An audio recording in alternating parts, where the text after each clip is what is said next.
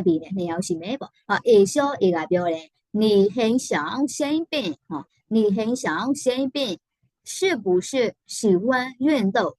你很想生病，是不是喜欢运动的？你明啊，很说个哎呀，那 SK1 嘛，把嘞很啊哎呀，想啊把嘞。နေ啦နော်ရှောင်ကနေတာ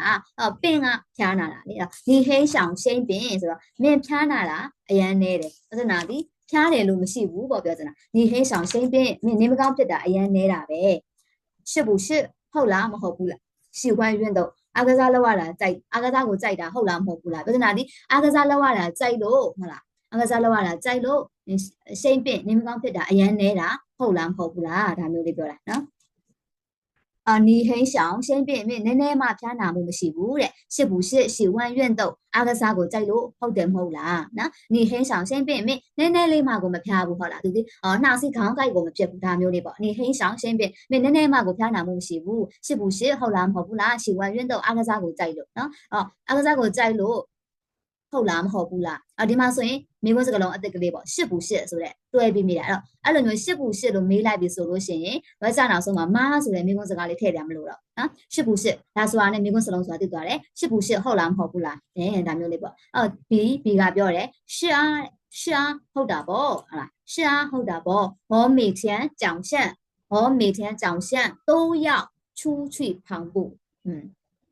我每天早上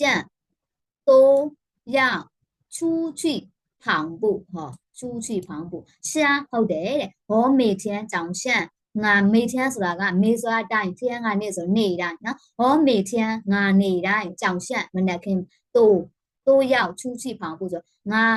နေ့တိုင်းမှာငါမနက်ခင်းတိုင်းမှာ都要出去跑步အပြင်ကိုထွက်ပြီးတော့跑步အပြေးလေးကျင့်တယ်ဟုတ်လားပြေးတယ်ဒါကိုပြောတာငါမနက်တိုင်းအပြင်ထွက်ပြီးတော့跑步အားကစားလုပ်တယ်ပေါ့跑步အပြေးအားကစားလုပ်တယ်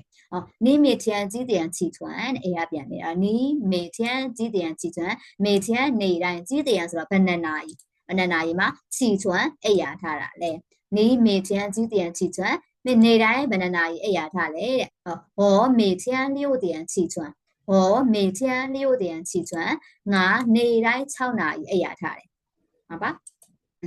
你很想生病是不是喜欢运动？是啊，我每天早上都要出去跑步。你每天几点起床？我每天6点起床。是不是？可以等下再那个说断没？